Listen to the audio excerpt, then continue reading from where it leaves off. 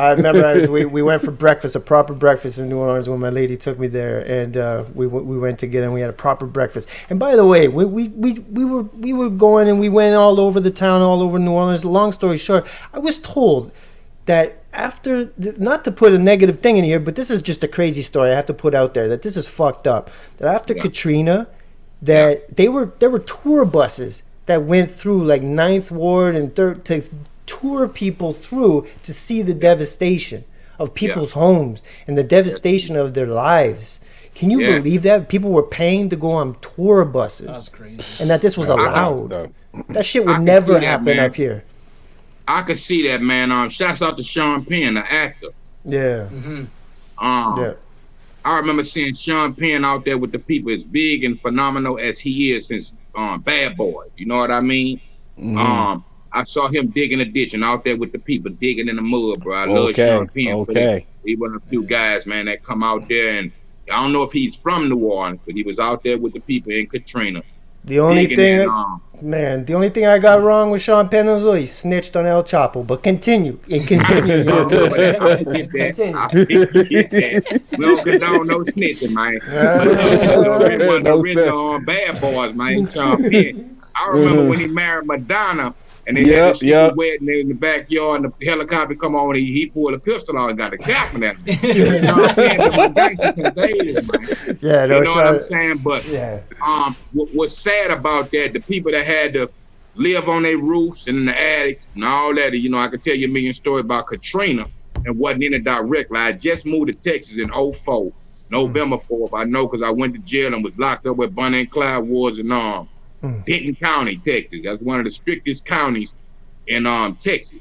But I remember people saying there was alligators that were swimming through. Of course, you know, we got them from here to Florida that were snatching kids and families out the roof. God damn. Man. In the middle of the night when you go to sleep, they'll snatch some shit of your head, man. So that's crazy. That's hard to accept for anybody going through that. And, you know, that's our country, man. You know, we bred off of murder, guts and gore when you know the history of America, and not pointing no finger. But to know that, bro, it's like I tell people this: you can put Goodfellas out on Monday and The Passion of Christ, and see who tally up at the block at the box office by the end of the week, and I guarantee it's gonna be Goodfellas. Absolutely. Well, I just wanted to throw that out there so people know that this fucked up shit that happens in the world, and that type of shit should not happen. No.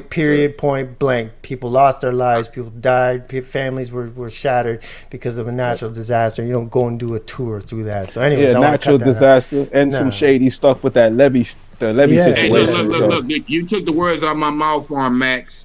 And me being from down here, a lot of people tell you they took cannons and blew holes in them levees to flood out the night. Come on. Like, from the outside looking we know in, these stories. The whole New Orleans was flooded. But it started like my brother Hoop say, in the Ninth Ward. They flooded out the black communities. They shut down all the projects prior to that happening after the death of Soldier Slim. I remember it like yesterday. So it was like a big old land grab. Feels like a fucking land grab, you know? Yes, sir. Absolutely. Territory. Look, the funny shit about this, we was talking sports earlier, and it took me, shouts out to Mike Bibby from the Sacramento Kings years ago. He was cool with one of my guys that was an artist for Death Row after the death of Pop. I can't call his name right now. It's been a while since we talked. But he was an artist for Mike Bibby when he started a label, Team Mashing or something like that at the time. And I might be confused with my friend Keith Clark out of LA. That had Team Mashing, but he had Team something. And every time he'd come to Texas, when the Kings would play the Mavericks, you know, he'll come through and bring tickets to his guy. His guy get the tickets to me. We was humble.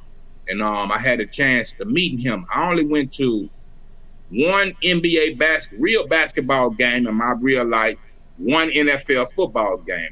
The basketball game was here again, the Sacramento Kings against the Dallas Mavericks.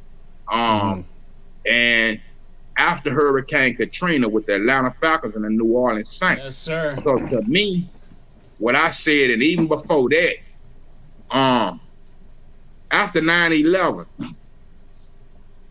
when they had the Super Bowl, the Patriots and whoever the Patriots played, I forgot who they played that year, but I knew before, just watching TV, who was gonna win that game, because the confetti that they were blowing out the breezeway was red, white, and blue. Just like the flag on the Patriots hat. Yes, sir. They Yes, won sir. that game. Yes, So I sir. said, oh, New Orleans is over with. That's a dead city. They're going to have to pour dirt on it. How you come back from that? The Saints had a phenomenal years.